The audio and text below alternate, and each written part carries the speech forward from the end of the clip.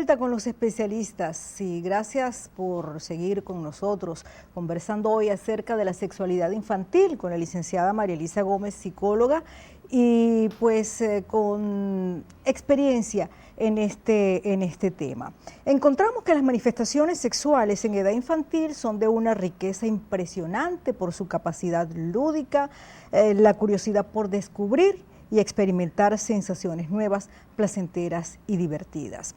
Esto lo dicen pues los especialistas en esta área.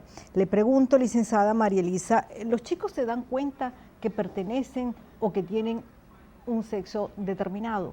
Bueno, existe una etapa aproximadamente de los 4 a los 6 años de edad en donde ellos tienden a identificar cuál es su sexo. Antes de ello, la identificación la aporta los padres o las personas significativas que estén alrededor de él. ¿Por medio de qué? Por medio de los roles. Por medio de tu color es tal, tu juguete es tal, tu función es tal. Entonces allí ellos van identificando cuáles son sus gustos y cuáles son sus preferencias. Luego de ello, en la etapa, como decía anteriormente, de los 4 a los 6 años de edad, pasa en una etapa que es el complejo edípico y el complejo de Electra. El complejo edípico es aquella identificación que tiene el niño con el padre siendo niña y con la madre siendo niño, y allí, a partir de allí, ellos realizan su identificación sexual. Existe de alguna manera como un proceso de transición en donde hay afectos muy encontrados y en donde ese padre que está del otro lado debe rectificar que él es el hijo y deben aclararse cuáles son los roles, porque es cuando uno observa que los niños, papá, mamá están bailando y el niño quiere meterse en el medio, papá, mamá se están dando un besito y el niño quiere meterse en el medio. Oye, es muy común ver ese tipo de, digamos, de escena, ¿no? Sí, porque de alguna manera es un conflicto. Es un conflicto que presenta, así como presentan el conflicto del destete, como presentan el conflicto del control de esfínter, esa parte de identificación sexual también es un conflicto para el niño y yace a partir de esa edad. Ya. Ahora, es importante, digamos, tratar de facilitar los medios, ¿no? y los espacios por parte de los adultos para que este desarrollo de los niños, de su sexualidad, quiero decir, afloren en un ambiente lleno de confianza, en un ambiente, digamos, rico en recursos, ¿no?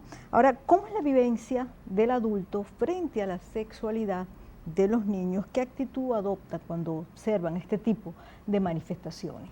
Sí, son actitudes que principalmente se basan en la curiosidad, en el desconocimiento y en la ignorancia del tema.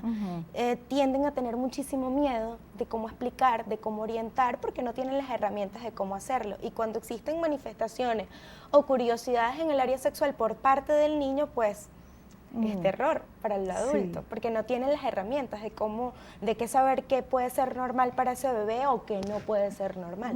Sigue siendo, digamos, que un tema tabú. Absolutamente. Aún en estos tiempos, ¿no? Absolutamente. Que estamos viviendo ahora. Lo que quiere decir entonces que no está plenamente reconocida y aceptada socialmente esta faceta en edad infantil. No está. Incluso uno lo puede evaluar en la afluencia de personas a la consulta de sexólogos, que es muy pequeña, incluso siendo parejas. Entonces, de alguna manera, el tema de cómo orientar a mi bebé causa un poquito más de conmoción, pero no buscan las herramientas. Incluso el primer contacto que tiene el padre en el proceso de escolarización del niño es con el docente, y el docente también carece de herramientas en el tema.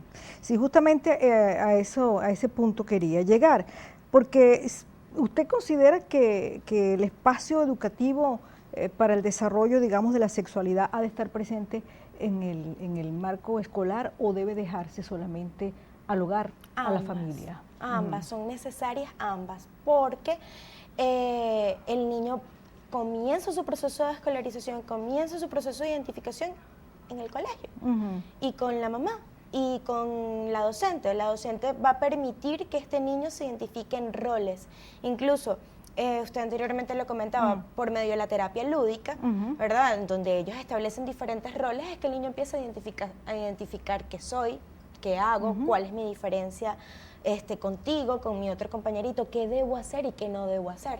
Porque incluso hay manifestaciones de cariño, de afectividad por parte de los padres hacia los niños, en donde los besan en la boca o en donde tocan ciertas zonas que no deben ser tocadas. Y este niño pues aprende por medio de la observación y la imitación, y esto lo hace en el colegio. Y esto es un tema que causa terror, muchísimo conflicto, claro, que venga otro niñito chiquitico a besar al otro niñito chiquitico. Entonces la mamá del otro nené se preocupa porque este nené la está besando en la boca, y esto es un conflicto. Oye, pero ellos lo hacen desde su inocencia, claro, ¿no? Imitando.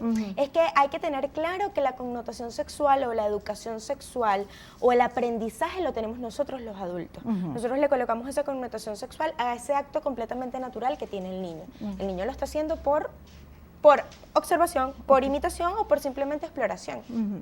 Ahora, entonces, ¿cómo orientar de forma asertiva a los pequeños en lo referente pues a la sexualidad infantil, bien sea en la escuela o en el hogar?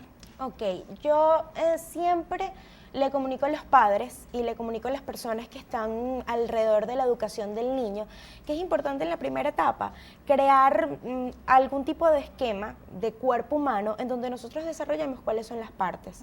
Y en esas partes nosotros explicarle a este niño cuáles son aquellas que se debe dar amor, se debe dar cariño, en donde nosotros podemos aceptar un besito, en donde nosotros podemos aceptar un abrazo, y en donde no, en donde son aquellas partes que implican ser cuidadas, son íntimas, y para eso también parte de que este niño sea independiente. Un niñito que vaya solo al baño, un niñito que empiece su proceso de escolarización y que ya no lo acompañe nadie porque tiene control de esfínter, tiene independencia para vestirse, para peinarse, para hacer esos pequeños hábitos de aseo. Es importantísimo, porque a partir de allí pues va a depender la independencia emocional de él. Estamos conversando con María Elisa Gómez, psicóloga, y abordando el tema de la sexualidad infantil. Una nueva pausa, en breve regresamos con los especialistas.